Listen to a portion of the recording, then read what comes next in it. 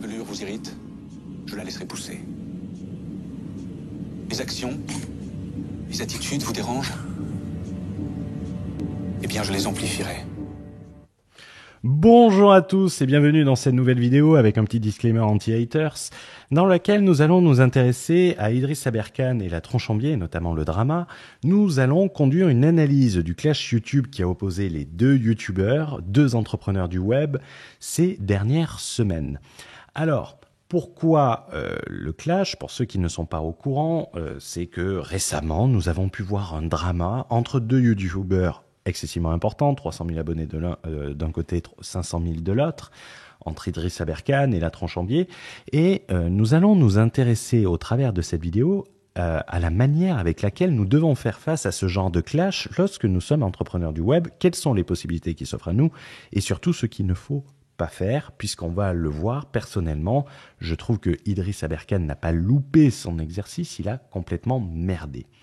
Donc, dans cette vidéo, nous allons voir plusieurs points. Nous allons faire un petit rappel du clash et faire un disclaimer anti-haters, puisque généralement, dès qu'on parle des personnes, on se fait insulter sur Internet. On va également parler des premiers éléments avant de rentrer dans le détail de la réponse d'Idriss Aberkane lors de cette attaque frontale, pour parler ensuite du contenu, notamment l'attestation sur l'honneur, joli bluff, mais je le jure et compagnie. Et comment, selon nous, Idriss Aberkane a loupé son exercice de justification et a en réalité empiré les choses. Également, nous verrons en guise de conclusion comment vous, entrepreneurs, devez gérer cela si cela vous arrive. Et bien évidemment, je vais partager mon opinion, je vais vous partager également des possibilités qui s'offrent à vous. Donc, le rappel des faits et le disclaimer. La vidéo qui a tout lancé était une première vidéo de la part de la Tronchambier qui analysait une précédente vidéo que Idriss Aberkane avait fait sur le professeur Raoult, vidéo qui soi-disant a été censurée, impossible de le savoir, j'ai jamais eu à faire face à une censure de vidéo. Et lors de cette première vidéo, il explique qu'il reviendra sur la formation de Idriss Aberkane, formation qui a souvent fait polémique sur Internet, lors d'une seconde vidéo. Il a juste fait une pique sur les diplômes d'Idriss Aberkane, sur laquelle il promet de revenir un peu plus tard. En réalité, ce n'est pas réellement la première fois que le CV d'Idriss Aberkane est au centre de l'attention, puisque en 2016, dans un article de l'Express, le journal l'avait qualifié de CV dopé d'Idriss Aberkane, légèrement arrangé, CV hors norme, mais arrangé. C'est marrant puisque dans une dernière vidéo du 13 mars 2022, que Idriss Aberkane a sorti sur sa chaîne YouTube, il a parlé de Altice, la grande menace sur la démocratie française, qualifiant Altice de multinationale voyou. C'est très intéressant parce que Altice, c'est le groupe Next Radio TV, donc BFM TV, mais c'est également le groupe de Patrick Drahi qui possède l'Express. Donc peut-être une petite... la vengeance est un plat qui se mange froid. Mais en réalité, ce qui a déclenché les hostilités, ça a été une seconde vidéo de la Tronchambier, dont on vous mettra le lien dans la description, qui s'est intéressée uniquement au CV hyper truqué d'Idriss Aberkane. Donc, le ton est donné. La jaquette, moi, m'a fait beaucoup rire parce que c'est Serge le Mito avec la tête de Idriss Aberkane, peut-être un peu trop excessif à mon goût. Cette vidéo, elle a été publiée en date du 10 février 2022. Et là, la Tronchambier s'attaque frontalement au CV d'Idriss Aberkane. Donc, le but de cette vidéo ne va pas être de parler du CV, ne va pas être de prendre parti pour l'un ou pour l'autre. Cette chaîne, j'ai envie de la dédier au business. Donc, on va voir comment gérer ce type de problème et qu'est-ce que j'aurais fait si j'avais été à la place d'Idriss Aberkane. Chose que je ne suis pas, bien évidemment. Je vais également donner mon avis pour avoir une transparence totale envers vous. J'ai découvert Idriss Aberkane récemment. Je ne connaissais pas avant, je n'étais pas abonné à sa chaîne. J'ai découvert Idriss Aberkane sur une publication d'un web entrepreneur sur Instagram. Je trouvais le discours intéressant et la façon de s'exprimer excellente d'Idriss Aberkane. J'ai pris une capture d'écran, je l'ai mis sur le chat Telegram. D'ailleurs, si tu n'as pas rejoint le chat Telegram, petit call to action, tu as le lien qui se trouve dans la description. Et j'ai demandé à ma communauté, on est plus de 2000 sur le Telegram, qui est cette personne, est-ce que vous le connaissez ? Et là, j'ai posté la photo et c'est parti dans une discussion entre les membres. Il y avait quasiment une centaine de commentaires sous la publication et on voyait vraiment qu'on avait affaire à Idriss Aberkane, on avait affaire à quelqu'un d'excessivement clivant et moi je ne le connaissais pas du tout, donc ça m'a permis d'aller voir le contenu. J'étais également obligé de supprimer la publication parce que ça partait un peu dans tous les sens et les gens sur le Telegram... ils se clashaient entre eux. Donc c'est parti en live, j'ai supprimé la publication. Donc je me doute que je vais avoir des critiques sur cette vidéo et donc de manière claire, je vais te donner ce que je pense. Premièrement, concernant Idriss Aberkane, je trouve personnellement aussi intéressant que puant et que sur certains sujets, il est clairement approximatif. Est-ce que c'est volontaire ou pas ? Je ne peux pas le savoir, j'en sais rien, donc je ne me prononce pas. Et qu'en réalité, ces approximations ne sont pas remarquées par sa communauté, tellement il met les diplômes en avant et donc se place au-dessus du lot. Pour moi, on dirait que les diplômes et son parcours universitaire, qui est brillantissime, si il est vrai, c'est un peu une carte anti-prison au Monopoly qui vous permet de sortir de prison quand vous tombez sur la case de la prison. Donc c'est un peu le justificatif. Je n'explique pas, mais vu que j'ai des diplômes, ce que je dis est vrai. Bref, ça c'est un avis, c'est mon avis. N'hésite pas à mettre le tien dans les commentaires. Que son CV il soit embelli, ouais, mais je m'en fous. Tout le monde a embelli son CV. Combien de fois j'ai dit que je parlais couramment espagnol alors que je savais juste dire hola, buenos dias, quoi, avec un accent parfaitement français, bien évidemment. Qu'il soit modifié, exagéré, on l'a tous fait. Après, on ne fait pas notre business sur notre CV, peut-être comme lui. Mais en réalité, je m'en fous. Car je ne suis pas du genre à prêter attention à un CV. C'est pas la chose qui m'intéresse. Mon ancien boss, qui est mon mentor, qui est un modèle, c'est un vendeur d'aspirateurs en porte-à-porte qui a arrêté ses études à 16 ans, donc il n'a même pas le baccalauréat. Mais c'est pas pour cela que son yacht, il fait pas 80 mètres. C'est pas pour ça non plus que son avion privé, c'est un A320. Alors que mon oncle, diplômé de Sciences Po, diplômé de l'ENA et de la fac de droit, il ne pouvait pas rembourser le crédit de sa voiture à 50 ans. Donc les diplômes, ça ne veut strictement rien dire. L'intelligence universitaire, si on peut la qualifier de la sorte, n'est pas forcément synonyme d'intelligence pratico-pratique. Et c'est l'intelligence pratico-pratique, quoi qu'on dise, qui paye. Si vous prenez l'exemple d'Éric Dupond-Moretti, à qui t'as tort, il a été reçu avant-dernier au concours du barreau, l'école des avocats. Il a été ultra moyen sur toute sa scolarité. Il ne pouvait pas mettre son CV en avant et son parcours scolaire en avant. Ça ne l'a pas empêché d'être l'un des plus grands pénalistes et aujourd'hui le ministre de la Justice française. Donc, les diplômes, ça ne veut strictement rien dire. C'est une carte, mais faut-il encore savoir l'utiliser dans le monde réel ? Concernant la tronche en biais, je n'ai pas d'avis personnel. J'arrive pas réellement à me connecter à son présentateur, c'est Olivier, non c'est Durand je pense, mais j'ai oublié son prénom, donc c'est pas insultant, j'oublie tout le temps le prénom. Et je trouve que quelquefois lorsqu'il va parler d'argent, c'est un peu une vision gauchiste bien pensante. C'est un avis, mais je n'ai pas vu suffisamment de vidéos et donc je précise bien que c'est une impression. Cependant, on ne peut pas le renier, quoi qu'on dise, ces analyses sont, ou semblent, au moins, ultra rigoureuses, elles sont expliquées clairement, elles montrent une certaine neutralité, c'est-à-dire qu'on met en avant la vérité, ça dénote d'une grande rigueur dans la démonstration, dans la structuration de la démonstration également, qui rendent le contenu ultra agréable à regarder et excessivement fluide. Et le tout en restant ultra calme, et pour cela, félicitations. On le voit, et on va le voir notamment dans ces vidéos. Exercice de transparence effectué. Bon, à mon avis, les haters ne seront pas allés jusque-là, ils auront déjà publié leurs commentaires d'insultes. Revenons à ce que nous pouvons apprendre de ce clash. C'est le but de cette vidéo, mais on va se concentrer sur Idriss Aberkane, car c'est lui qui a mal géré, c'est lui qui était visé et c'est à sa place dans laquelle vous pouvez vous trouver. et c'est pour ne pas dire lamentablement géré. Et pourquoi il faut surtout pas réagir de cette manière, puisque vous allez voir, vous ne faites qu'empirer les choses. Et au final, cette réaction excessive, au lieu de jeter le discrédit sur ce que disait la Tronchambier, n'a fait que confirmer ce qu'il pouvait dire. Et on va le voir. On va tout d'abord parler de la réponse d'Idriss Aberkane à cette vidéo de CV hyper truqué. Cette dernière, elle a été publiée, mais vraiment immédiatement. Elle a été publiée 72 heures après la publication de la vidéo La Tronchambier, le 13 février 2022.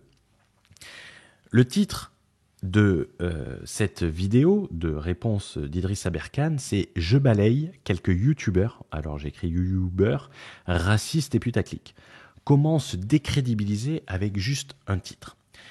Je vais revenir sur le titre. Le contenu de la vidéo, on en verra des extraits, une qualité de son ultra médiocre, enregistré à l'iPhone qui sature particulièrement. Je sais que tu regardais plusieurs fois la vidéo, donc je peux vous en parler. Et qui rend particulièrement détestable l'écoute. Quoi qu'on dise, YouTube, c'est de l'audiovisuel. L'audio passe même avant le visuel et on écoute beaucoup plus qu'on ne regarde. Au-delà de ça, qui est sur le fond, parlons un peu de la forme, le titre. Je balaye quelques youtubeurs racistes et putaclic. En réalité, juste avec ce titre, on n'a pas besoin de rentrer dans la vidéo pour se rendre compte, disons, de deux choses. Les attaques ont été tellement importantes qu'ils ne pouvaient pas ne pas réagir, sous-entendu ce qui est dit peut être vrai ou totalement faux. Si elles étaient infondées et facilement démontables sur le fond, pas besoin d'agir dans la précipitation et on peut prendre le temps de répondre calmement et de manière posée. On a un discours qui est beaucoup plus audible quand on est calme. Le fait d'attaquer de surcroît sur le racisme est une manœuvre, quoi qu'on dise, aussi pitoyable que révélatrice. Je suis désolé de le dire, cette personne est brillante. Mais là, c'est pitoyable ce genre de choses. C'est un aveu de faiblesse, quand aucune autre technique ne fonctionne. On va prendre un exemple d'une personne ultra éduquée, dans une intervention sur France 24, que je pense qu'Idriss Aberkane, et je mets ma main à couper que c'est une des personnes qu'il admire le plus, qui dit « Les petits esprits attaquent les gens, les grands esprits attaquent les idées ». Dans ce titre, on est juste dans de l'attaque personnelle. Voyons l'extrait de cette personne qui doit être particulièrement admirée par Idriss Aberkane. C'est les idées qu'il faut attaquer. Et les petits esprits, évidemment, attaquent les gens. Mais les grands esprits attaquent les idées. J'ai vu rien pour l'instant sur les idées, et ce sont les idées qui sont importantes dans ce livre. Et quoi qu'on dise, juste dans le titre, il n'y a rien dans les idées. On n'est que dans de l'attaque personnelle, raciste, putaclic. Si on prend un autre exemple, si on prend Schopenhauer. Schopenhauer, dans son ouvrage « L'art d'avoir toujours raison », liste ce stratagème en ultime stratagème quand nous sommes vaincus et que nous n'avons d'autre choix. Ouvrez les guillemets, lorsque l'on se rend compte que l'adversaire nous est supérieur et nous ôte toute raison, il faut alors devenir personnel, insultant, malpoli. Cela consiste à passer du sujet de la dispute, que l'on a perdu, au débatteur lui-même en attaquant sa personne.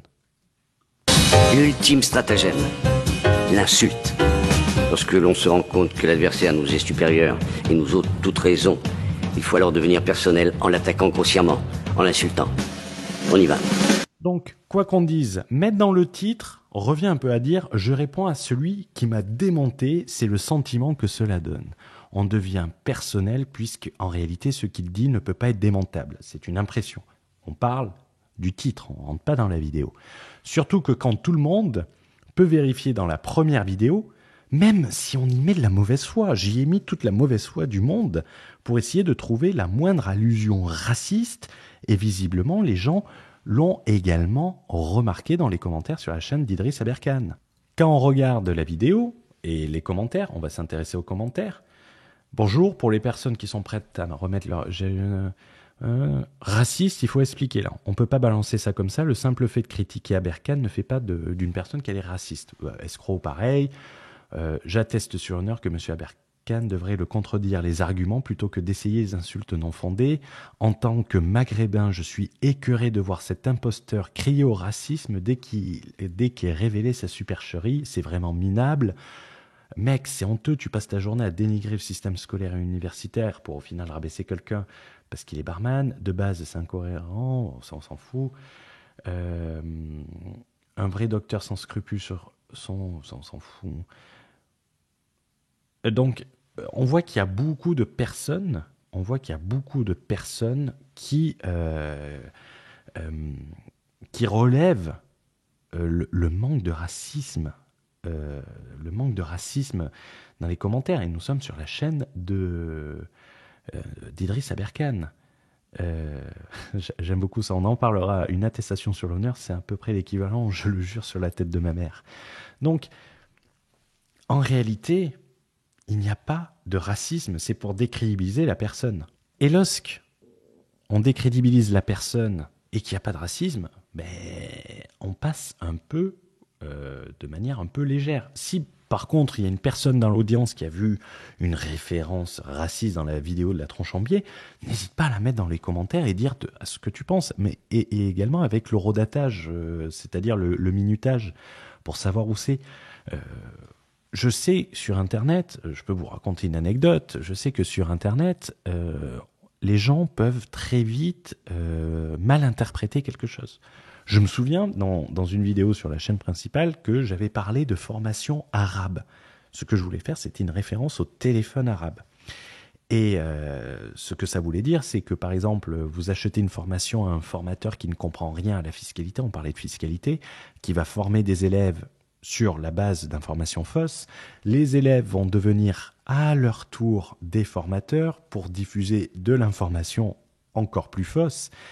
Et là, j'avais été catalogué immédiatement en raciste, alors que c'était un simple jeu de mots. Certains qui n'avaient pas regardé la vidéo avaient insinué que je disais formation d'arabe, c'est-à-dire en visant une communauté. Mais non, c'était formation arabe. C'est une lettre qui change tout. En référence, les gens pensaient que je faisais formation d'arabe en référence à travail d'arabe. Le fait que cela soit enregistré sans personne face à un micro où on est seul peut quelquefois nous empêcher de nous rendre compte qu'on a dit quelque chose qui peut être mal interprété. Également, on parlera de la façon dont c'est enregistré. C'est enregistré sans micro, vraiment à l'arrache. Ça sous-entend que Idriss, il agit dans la précipitation, et on n'agit pas dans la précipitation quand on est tranquille. Quoi qu'on dise, au tout début de ma première chaîne YouTube, AH Fiscalité Investissement, je vous mettrai le lien pour ceux qui veulent la rejoindre, j'avais un entrepreneur qui m'avait menacé de me mettre au tribunal pour diffamation. Il m'avait dit qu'il avait eu son avocat, on était le jour de l'ascension, donc ça faisait pas très crédible. Il m'avait appelé à de nombreuses reprises et tout. Quand je lui ai répondu 2 ou 3 semaines après. J'ai fait une vidéo sur ce sujet. Monsieur X nous met-il au tribunal? À aucun moment je l'ai traité de raciste, je l'ai traité d'idiot, de dyslexique, alors que cela était possible. Mais je me suis concentré à faire une démonstration par A plus B de chacun des points qu'il avait mal fait. C'est beaucoup plus parlant. Et au contraire, je l'ai mis en avant en disant que c'était un entrepreneur talentueux. À aucun moment je suis entré dans l'excuse en réalité. Après avoir parlé de l'emballage, on va se concentrer au contenu, même si on vient de faire une transition concernant la manière d'enregistrer la qualité sonore. En s'intéressant au contenu, on va pas s'intéresser aux éléments de langage où ils traitent les gens d'amateurs, d'escrocs, de putaclic racistes ou de racistes putaclic. Sinon la vidéo serait trop longue et c'est pas le sujet. On a déjà parlé que l'insulte, c'est juste un aveu d'échec et un aveu comme quoi on est vaincu. Ce qui va le plus m'intéresser, c'est la fameuse attestation sur l'honneur, la relance au poker d'Idriss Aberkan, selon lui, hein, je tiens à le préciser. Voilà ce que je vais faire en fait. Je vais une dernière fois déclarer, pas rectifier, pas changer, déclarer la totalité de mon CV. Et je vais vraiment, faire une relance au poker, là. Je vais le déclarer sur l'honneur. C'est-à-dire que j'y vais, là, boum, déjà, donc main droite, je le jure. Je confirme que la totalité des informations de cette vidéo et rétroactivement, tout ce que je viens de dire, tout ce que je vais dire dans cette vidéo, tout ce qui sera publié dans cette vidéo, je le confirme, je le jure, c'est une attestation sur l'honneur au regard de la loi. Alors, en France, une fausse attestation sur l'honneur, c'est 1 an de prison et 15 000 € d'amende. Hein. Au passage, c'est pas la première fois que je fais une attestation sur l'honneur et c'est pour vous montrer à quel point toute cette bande de harceleurs étranges est totalement... sont des escrocs, quoi, tout simplement. C'est que si vous allez sur ma fiche Wikipédia, fiche comme fichier S, hein, eh bien, si vous allez dans la page de discussion, vous verrez que dès 2014, j'avais déjà attesté mon CV sur l'honneur. 2014, hein, c'est... bien avant, toutes les attaques, articles de presse du groupe Altis ou autres, et toutes les attaques possibles sur mon CV, j'avais déjà tout attesté sur l'honneur. Alors c'est marrant, il n'y a jamais eu d'attaque en justice, hein. Il n'y a jamais eu de plainte devant le procureur, de constitution de partie civile pour avoir fait de fausses déclarations sur l'honneur. Étrangement, tout ça... Vous avez pu voir la qualité que je voulais dire. On va se concentrer sur ce qui est dit. On va commencer par cette fameuse relance au poker. Alors, j'ai envie de dire, tu peux relancer quand tu bluffes, et c'est justement ce que tu dois faire pour faire croire que tu as une main. Donc, généralement, quand tu souhaites piéger ton adversaire et gagner, tu checkes pour rester invisible et le pousser, lui, à relancer et l'amener dans ton piège. Bon, s'il y a des joueurs de poker, n'hésitez pas à donner leur avis. Moi, c'est comme ça que je fais, et c'est peut-être pour ça que je perds également. Une attestation sur l'honneur et je le jure, c'est deux choses complètement différentes et on confond le témoignage mensonger qui va être fait sous serment, là où on lève la main et on jure, et l'attestation sur l'honneur. Nous reviendrons honnêtement sur je reviendrai sur le jure et le témoignage ensuite. Idriss Aberkane rappelle qu'une fausse attestation sur l'honneur, c'est 15 000 € d'amende et 1 an de prison. Cela va bien faire auprès d'une communauté qui n'est pas éduquée sur ce sujet. Mais comme au poker, quand on fait all-in, c'est que soit on a du jeu, soit qu'on n'a rien et qu'on cherche à impressionner. C'est comme ça que ça se passe. Et bien là, c'est un peu pareil. Car l'attestation sur l'honneur en droit français, qu'est-ce que c'est ? C'est d'abord un document qui permet de justifier un fait ou une situation qui ne peut être prouvée par aucun document officiel. Par exemple, que tu vas faire une attestation sur l'honneur à ta banque, que par exemple, c'est pas toi qui as dépensé cette ligne sur ton compte bancaire et qu'on t'a volé ta carte bleue. De plus, pour être valable juridiquement, cette dernière elle doit être manuscrite et être signée. Je ne sais pas comment tu signes cette attestation sur l'honneur, Idriss, en étant sur une vidéo YouTube. Peut-être qu'il va avoir une jurisprudence, Idriss Aberkane. Donc déjà, quoi qu'on dise, une attestation sur l'honneur au travers d'une vidéo YouTube a autant de valeur juridique que, comme le disait la personne dans les commentaires, je le jure sur la vie de ma mère. De plus, et ça c'est intéressant, une attestation sur l'honneur n'a pas en soi une valeur juridique. Cette dernière, pour être valable, doit être datée de moins de 3 ans. Il nous parle d'une attestation sur l'honneur qu'il a fait en 2014. Il y a 8 ans. On a bien dépassé les 3 mois. Je suis joueur sur un yaourt à 2 jours après la date de péremption, mais si je suis 3 ans après la date de péremption, je vais pas m'aventurer quand même. Il n'y a pas besoin d'être titulaire de 3 doctorats pour comprendre que niveau valeur, il n'y a pas besoin d'avoir fait d'études avec ce qu'on vient de dire, que même s'il la sortait sur une feuille papier, ça aurait encore moins de valeur que le papier sur lequel elle est imprimée. Mais au-delà de ça, et on l'a dit au début, cela sert de justifier un fait en prenant l'exemple de la dépense frauduleuse sur votre carte bleue, d'un fait ou d'une situation qui ne peut pas être prouvée par aucun autre document officiel. Quoi qu'on dise, en matière d'études, on nous remet des diplômes. Ce sont des documents officiels. Certains vont dire oui, payer une inscription.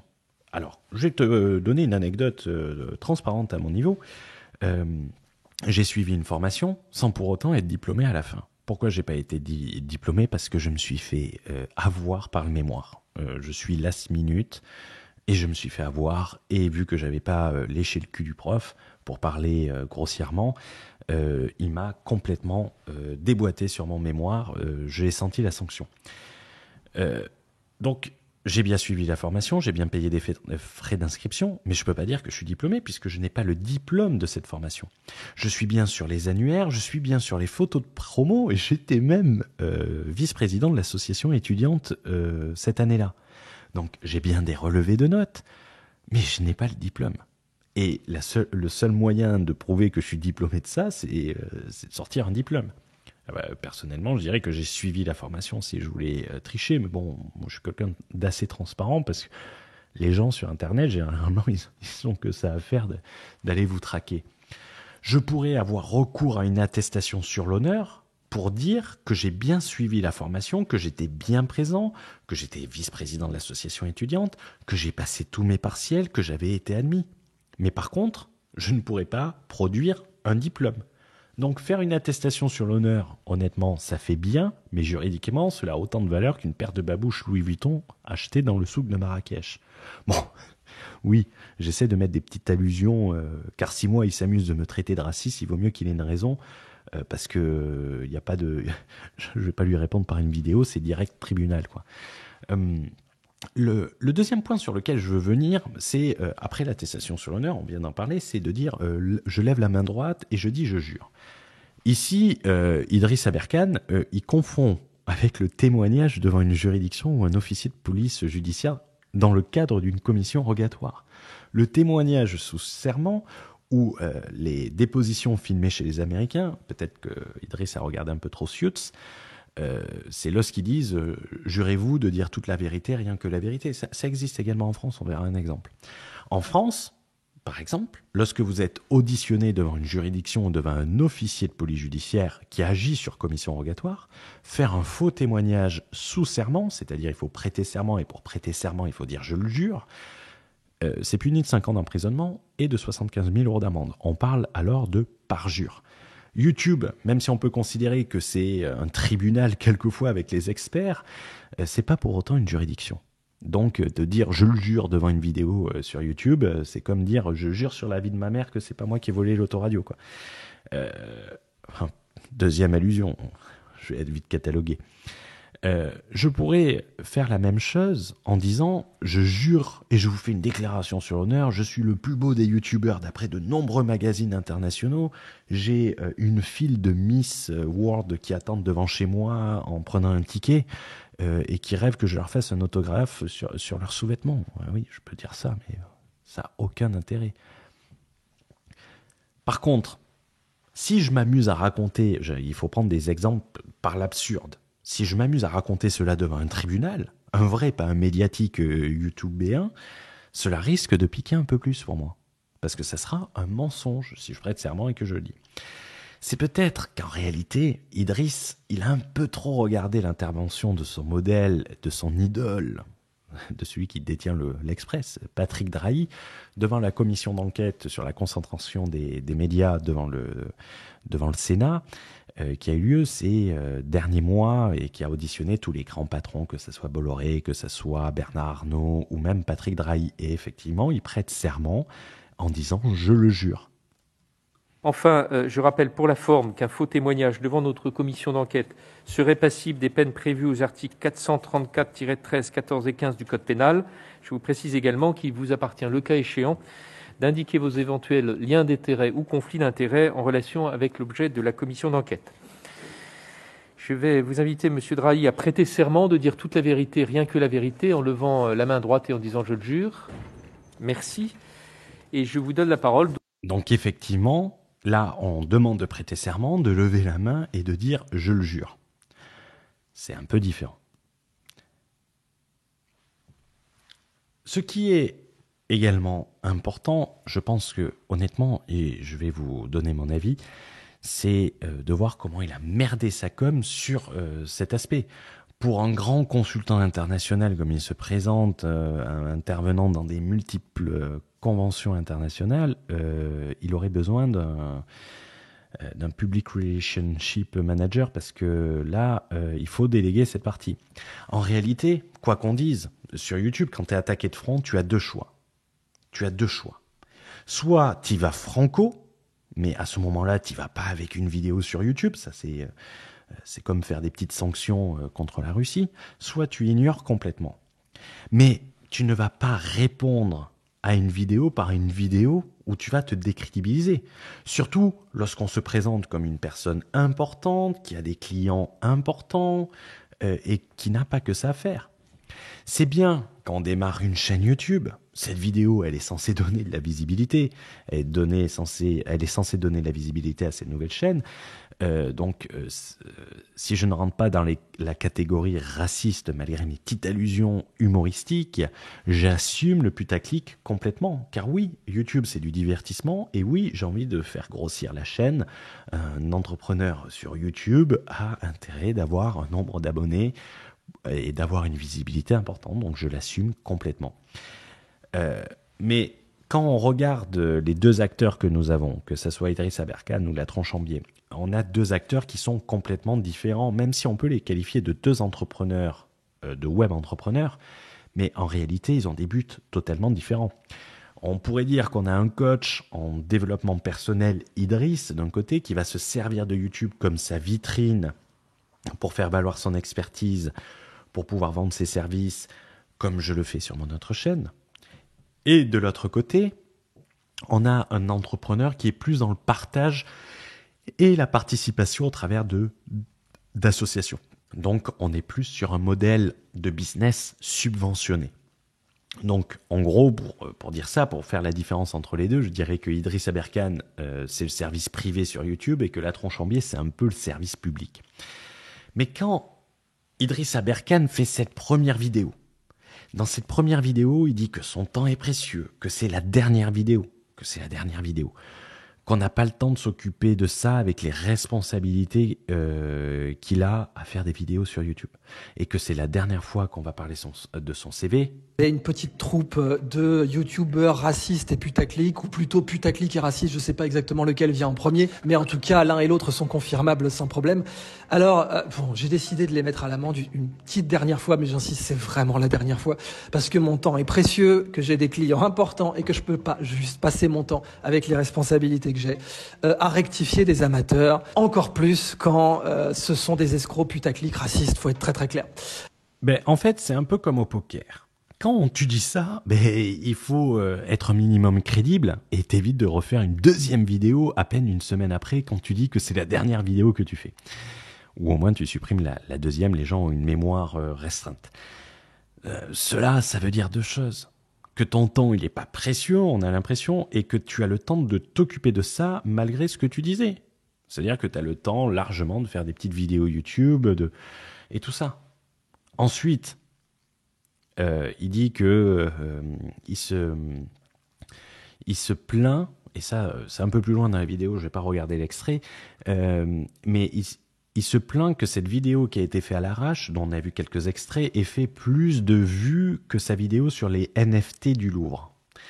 En réalité, si tu veux que ta vidéo, si tu ne cherchais pas le nombre de vues sur cette vidéo, mais tu l'aurais déjà pas monétisée, ça aurait évité d'avoir la pub. Mais tu te doutes bien que lorsque tu vas faire une réponse à un autre youtubeur avec une grande communauté, la tentation est bien trop grande de ne pas répondre et donc de faire perdurer le drama.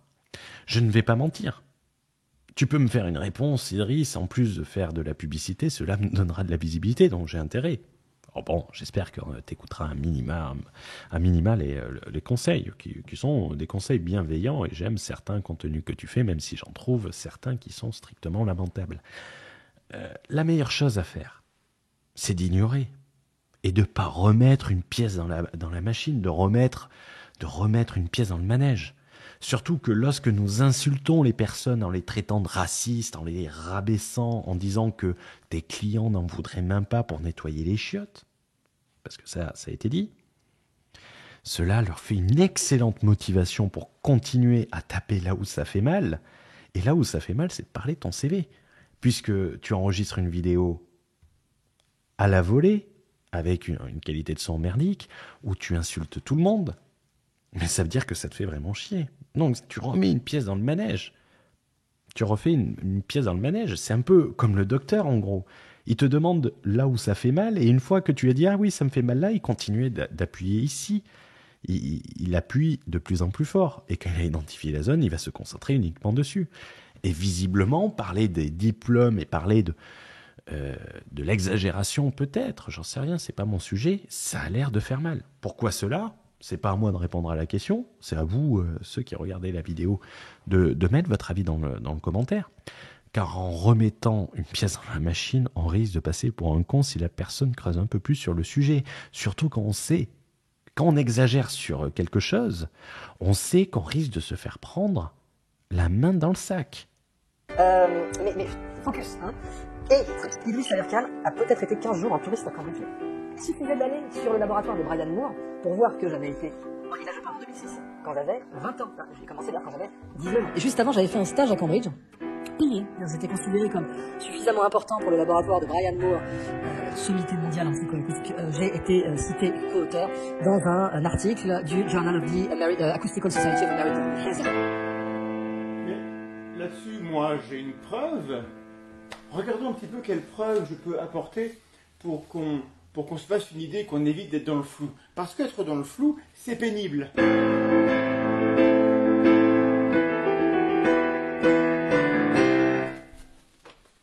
En attaquant mon CV, évidemment, mes détracteurs attaquaient la partie la moins fragile de l'ouvrage et de la campagne.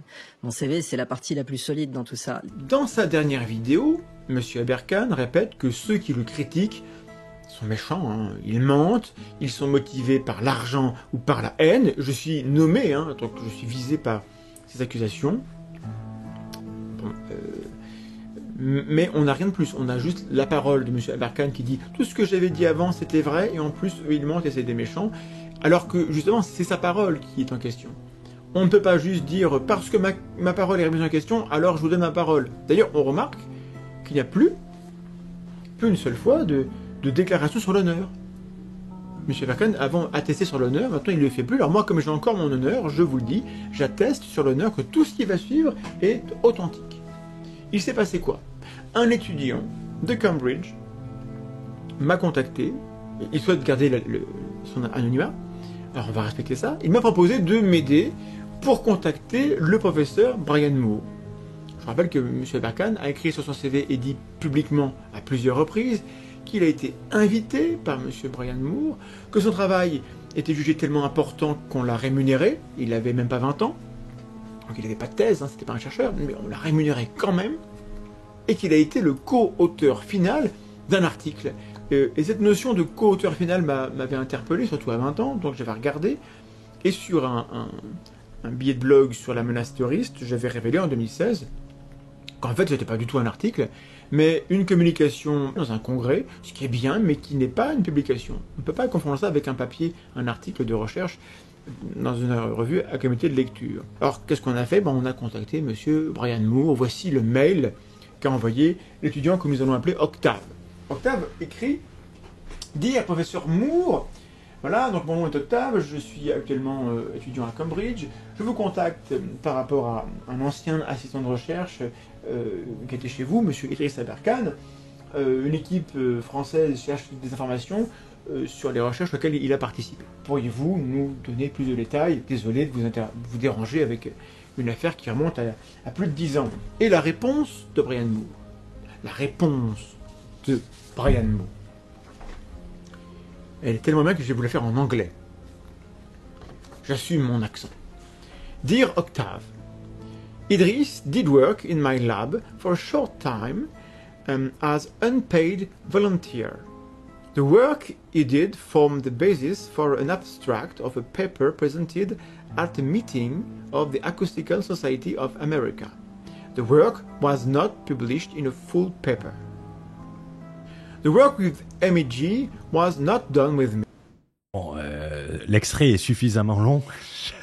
J'avais pas vu les hashtags en dessous. Mythomati, inventing Idriss, et il y va fort. Il y va fort. Mais pour revenir à ce qui nous intéresse, c'est que peut-être c'est un élément où ça a exagéré, Mais là, on ne peut pas dire qu'il est totalement décrédibilisé et que ça décrédibilise tout le reste. Et le problème, c'est que ce qu'il a dit est peut-être une légère exagération. C'est écrit, c'est dit, c'est répété. C'est peut-être une infime partie. Mais là, on jette le discrédit sur la totalité et on fait passer le mec pour un mythomane. C'est l'effet de remettre une pièce dans le manège et de jouer au con. Mon boss avait une super expression que j'ai envie de partager avec vous. C'est qu'au jeu du plus con, celui qui perd, c'est toujours celui qui commence. Parce qu'il n'y a rien de plus facile qu'être encore plus con. C'est à la portée de tous. Donc, c'est catastrophique d'un point de vue gestion. Après, si les gens, ils apprécient l'intelligence et qu'ils en ont rien à foutre des diplômes, moi, ça ne change rien. Ça veut juste dire, il faut faire attention, c'est pas moi qui suis illettré. Ce qui dit, c'est peut-être un peu exagéré, un peu rapide. La question, c'est maintenant, comment gérer cela en tant qu'entrepreneur? D'après Idriss Aberkan, tout ce qui est dit est un mensonge, d'accord? Il a dit. Donc c'est un mensonge, c'est des escrocs, c'est des racistes. Il a plein d'angles d'attaque. Et comme nous l'avons vu, il n'a pas le temps de gérer tout cela. Il a dit, il a eu le temps de faire 2 vidéos en disant que c'était les dernières vidéos, et qu'il a des clients importants et de très grandes responsabilités. Personnellement, se défendre en se concentrant que sur une vidéo YouTube, ça fait un peu YOLOpreneur, pour reprendre le terme d'une personne que j'apprécie particulièrement sur Internet. C'est vraiment tout sauf corporate. Pourquoi ne pas faire une procédure en référé? C'est une décision rapide, en l'espace de quelques jours, facile à obtenir pour retirer un contenu quand on a des éléments. Si la personne porte atteinte, c'est facile à obtenir. Et ensuite, publier ce référé qui force le retrait de la vidéo en question, cela a en quelque sorte beaucoup plus d'effet que publier une vidéo, et c'est surtout beaucoup plus rapide et beaucoup plus radical. Et d'un point de vue marketing, storytelling, c'est un autre avantage, le référé. C'est que des avis des tiers qui vont consulter ça, des avis des tiers, tout ce qui va être d'un point de vue extérieur, tout ce qui est forcément dit dans la vidéo, si elle est retirée, est complètement faux. Alors qu'en réalité, on peut argumenter sur un référé pour retirer une vidéo uniquement sur un point en particulier et toute la vidéo sera retirée. Et donc, jeter le discrédit sur tout le reste. Un peu comme l'histoire de Brian Moore, où il se présente comme invité et payé dans son CV et qu'après une simple vérification à l'intéressé en question, en réalité, c'est un volontaire non payé, c'est limite lui qui a demandé de venir et en disant « je viens et je travaille gratos ». Cela jette le discrédit sur tout le reste comme on l'a vu. Et il suffit de se concentrer sur un point pour qu'inconsciemment, tout le reste subisse le même sort. Ou bien de faire plus simple, de passer directement via YouTube en argumentant en conséquent. Bon, après, on peut dire que YouTube va refuser de retirer le contenu car c'est du complot et qui veulent enterrer Idriss Aberkan. Ça, la théorie du complot, ça marche très bien, c'est très vendeur. Et ça permet de partager les vidéos, de dire « ouais, je suis shadowban, donc partagez mes vidéos », c'est peut-être que la qualité du contenu baisse. C'est vrai que ça fait plaisir à des entreprises de payer des amendes pour non-retrait du contenu, parce que si YouTube ne retire pas un contenu sous prétexte que celui qui le demande c'est Idriss Aberkan, alors qu'il a une décision, YouTube va être condamné. Hein. Et ça peut monter de plus en plus cher les amendes. Ça a été réformé d'ailleurs. Je vais te prendre un exemple concret. Un exemple concret, par exemple, sur ma chaîne principale, Fiscalité Investissement, le vendredi 18 mars, j'ai reçu de YouTube une réclamation pour atteinte à la vie privée qui concernait l'un de mes contenus. Après examen de la réclamation, nous avons supprimé le contenu en question. Sébastien François Fleury, l'arnaque contre-attaque avec Ordre des experts comptables limited. C'est une atteinte à la vie privée que j'aurais commise en prenant que des informations qui étaient disponibles publiquement et qui étaient sourcées sur le propre site de la personne. La personne, elle conduisait une arnaque Elle vendait un produit qui était complètement illégal et je n'ai fait que expliquer pourquoi. Il vendait une escroquerie. Il avait des plaintes de ses clients. Je n'ai fait qu'utiliser et creuser les informations qui étaient accessibles au public. Le fait d'avoir ce retrait de vidéo, le fait d'avoir cette vidéo, si demain ce cher Sébastien François Fleury dit à ses clients, regardez ce que disait l'autre, c'est totalement faux et bon, ça, le principe des mythos, c'est qu'ils exagèrent tout et qui commence à dire, regardez, je l'ai fait retirer par justice parce que c'était complètement faux. Il peut essayer de rassurer ses clients comme ça, parce que lui, il doit avoir un mail en disant aussi que ça a été retiré. Il peut s'en servir pour argumenter que ce que je disais était faux, alors que c'est pas ce que je disais qui a entraîné le retrait, c'est le fait que, soi-disant, j'aurais mis sa photo et révélé une adresse qui était dans les registres publics, qui était accessible à tous. Donc, en soi, c'est pas colossal, mais ça permet de crédibiliser facilement. Et c'est plus facile que d'aller insulter une personne sur Internet. Mais concentrons-nous sur un grand entrepreneur, un fan, le modèle d'Idriss Aberkane, je sais qu'il adore, c'est pour titiller un peu, comment un grand chef d'entreprise, un capitaine d'industrie milliardaire, fait lorsqu'il gère de la critique. On revient sur l'audition de Patrick Drahi, patron d'Altis, BFM Télé, SFR, lors de son audition au Sénat, où il parle justement de ça. Alors d'abord, je ne sais pas qui est Monsieur Raymond, j'ai jamais entendu parler de ma vie. Ensuite, je vois beaucoup de choses dans la presse qui sont fausses. J'ai vu des choses me concernant qui étaient fausses. C'est pas pour autant que je réagis, parce que franchement, ça me laisse de marbre. Bon. Et puis si on devait réagir à tout ce qui était faux, je pense que j'aurais pas assez de 24 heures pour répondre. Par exemple, tout à l'heure, la première diapositive était fausse. Non, je vous ai pas interrompu, je vous ai laissé parler. Mais c'était faux. C'était faux. Il y avait des erreurs, elle n'était plus datée. Donc vous avez sorti un document qui est factuellement faux sur plein d'égards. Deuxièmement, ce que vous venez de raconter, c'est une société de journalistes. Donc c'est comme ce sont des journalistes. C'est leur version. On peut demander au directeur général des SFR de... Le meilleur moyen étant toujours d'ignorer. C'est le moyen le plus efficace. Il n'est de bonne compagnie que celle qui se quitte. C'est mon habitude de conclure de cette manière. Donc il va être temps pour moi de conclure sur cette vidéo. Dans sa démarche, selon moi, Idriss Aberkane a très mal géré sa communication. Sa propre communication, sa propre défense s'est retournée contre lui-même. Et je dirais qu'elle a tendance à avoir empiré les choses. Il faut savoir également, et c'est important, c'est que lorsque nous faisons une vidéo comme celle-ci, il n'y a pas beaucoup de montage dans mon cas, mais une vidéo comme celle-ci, qui va durer un peu moins d'1 heure, c'est une vidéo qui m'a pris entre 8 et 10 heures. Que ça soit le montage minimum, mais que ça soit la structure, que ça soit les supports, que ça soit l'enregistrement, que ça soit voir l'ensemble des vidéos et de prendre les extraits, les revoir pour relever les détails et savoir comment on va les placer tout au long de la vidéo, comparer avec les autres, faire les eurodatages, marquer, tout ça, ça prend énormément de temps. Vous, le contenu que vous voyez à la fin, ça représente que 5% du travail. Cela veut dire que quand vous voyez une vidéo de 20 minutes sur YouTube, même quelqu'un travaillant aussi efficacement que Idriss Aberkane, ça ne peut pas lui prendre moins de 2 heures. Donc les 2 vidéos de Idriss Aberkane lui ont pris énormément de temps pour un résultat plus que mitigé qui n'a fait qu'empirer les choses et qui, en quelque sorte, a jeté le discrédit. Internet, quoi qu'on dise, on est dans l'instantanéité. C'est-à-dire que si on sort une vidéo, les gens vont en parler pendant quelques jours, mais aura été remplacé par un autre épisode. Surtout, rappelons-le, que les vidéos, c'était la 2e semaine de février, aux alentours du 14. C'était quelques jours avant l'invasion russe. Une semaine après, s'il n'avait pas relevé, personne n'en aurait reparlé.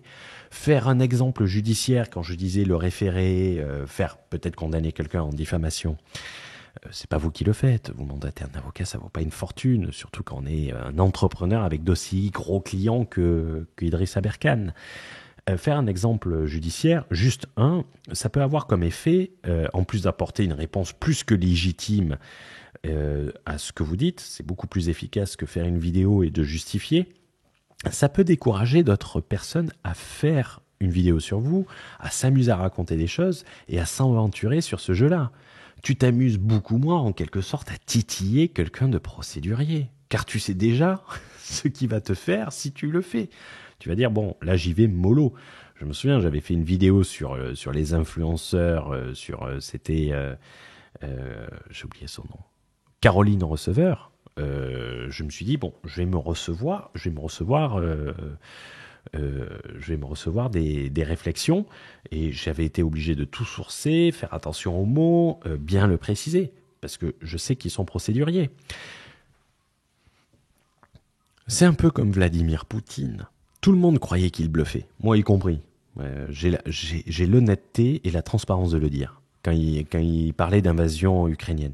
Aujourd'hui, tu vas le prendre beaucoup plus au sérieux quand il te fait ses menaces, et c'est marrant. Maintenant, sur les plateaux de télévision, il y a un mois, on te disait oui, bluff, il montre les muscles et tout ça. Et aujourd'hui, les mêmes personnes te disent non, mais il faut prendre très au sérieux parce que Vladimir Poutine va jusqu'au bout de ce qu'il dit. Répondre par une insulte, par de l'insulte, par de l'agressivité, ça peut se retourner également contre vous, notamment avec le risque d'injure.